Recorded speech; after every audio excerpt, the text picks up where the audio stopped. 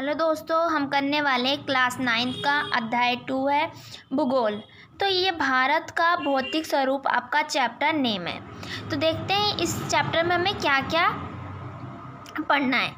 तो पहले आता है भारत को भौगोलिक आकृतियों के आधार पर कितने भागों में बांटा गया है।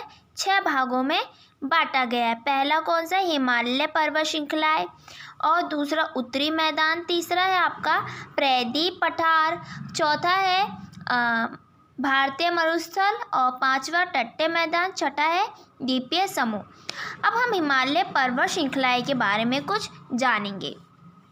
तो देखिए, इसमें आपका है कि हिमालय विश्व का सबसे ऊंची पर्वत शिखर है, जिसकी लंबाई 2400 किलोमीटर है। किलोमीटर को शॉर्ट फॉर्म में सभी को पता है कैसे लिखते हैं, किमी। और चौड़ाई है कश्मीर में 400 किलोमीटर एवं अरुणाचल प्रदेश में 150 किलोमीटर है इसकी। और यह पर्वत श्रृंखला पश्चिम और पूर्वी से सिंधु से लेकर ब्रह्मपुत्र तक फैली हुई है, ठीक है। और इसके पश्चिमी की भाग की तुलना में पूर्वी भाग में ज़्यादा विभिन्नता पाई जाती है। अब आता है हमारा हिमालय को मुख्य रूप से 3 भागों में बांटा गया है। पहला आपका महान, दूसरा है निम्न हिमालय, तीसरा है भारी श्रृंखलाएं। पहले हम जानेंगे महान हिमालय के बारे में। तो चलिए देखते हैं महान हिमालय हमारा कैसे दिखता है। तो सबसे उत्तरी भाग में स्थित एक श्रृंखला है जिसको हम महान हिमालय या आंतरिक हिमालय कहते हैं। इसे हिमाद्री भी कहा जाता है। हिमाद्री के भी नाम से ये प्रसिद्ध है।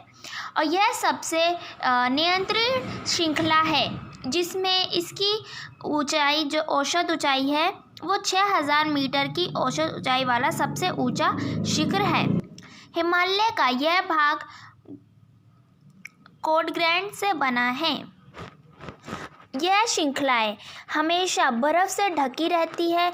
इनमें बहुत सी हिमानियों यानी ग्लेशियर का प्रभाव भी होता है। सभी मुख्य शिखर यहीं पाए जाते हैं। कहाँ पाए जाते हैं? हिमालय पर्वत श्रृंखलाएं, जहाँ हमारी महान या आंतरिक हिमालय होती हैं, जिसको हिमाद्री के नाम से भी जाना जाता है।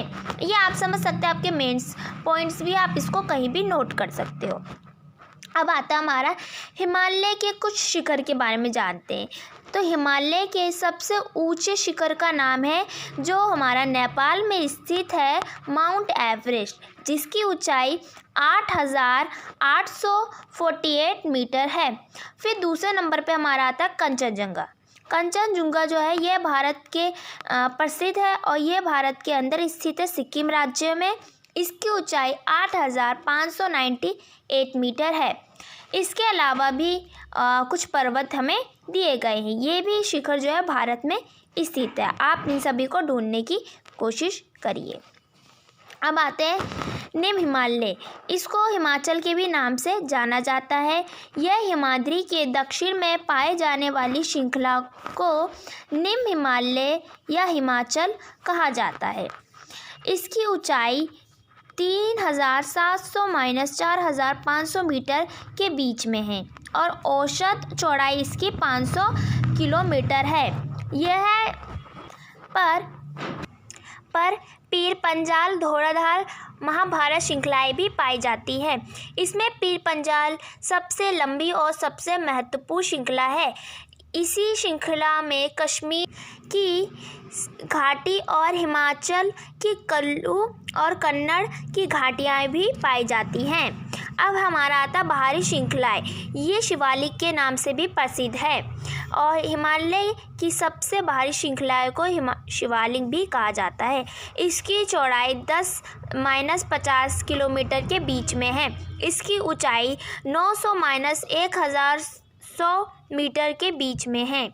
ये घाटियाँ बाजरी और जलरोड़ मिट्टी की परत से ढकी हुई हैं। जलरोड़ का अर्थ होता है वह मिट्टी जो नदियों द्वारा बहकर लाई जाती है और किसी जगह पर जमा की जाती है, जमा हो जाती है, उसको हम जलरोड़ मिट्टी कहते हैं। अब हिमालय और शिवलिंग के बीच बहुत सी घाटियाँ हैं, जिन्हें देहरू के नाम से जाना जाता है, जिनमें से कुछ मुख्य देहरू हैं जैसे देहरादून, कोटली देहरादून और पटली देहरादून। अब इस उत्तरी दक्षिण में अतिरथ हिमालय को पश्चिमी से पूर्वी तक स्थित क्षेत्र को के आधार पर बांटा गया है। इन वर्गीकरणों को नदी घाटियों के सीमाओं के आधार पर किया गया है। ठीक है, तो ये जो बांटे गए हैं इन क्षेत्रों को, ठीक है, हिमालय को, तो वो किसके आधार पर बांटे गए हैं? वर्गीकरण की नदियों की घाटियों की सीमा के कारण इनको आधार पर बांटा गया। इस तरह कुछ 4 भागों में बटे हैं। पहला है पंजाब हिमालय, दूसरा है कुमाऊं, तीसरा नेपाल और चौथा है असम हिमालय। ये 4 हिमालय हैं हमारे। अब ये भी जानते हैं।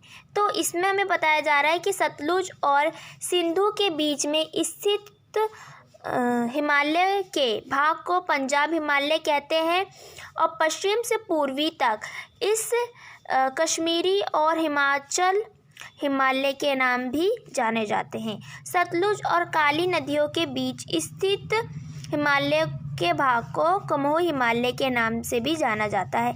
इस तरह काली और तीस्ता नदी के भी बीच नेपाल हिमालय और तीस्ता और दिहेंग नदी के बीच असम हिमालय पड़ता है। ब्रह्मपुत्र हिमालय सबसे पूर्वी सीमा बनती है।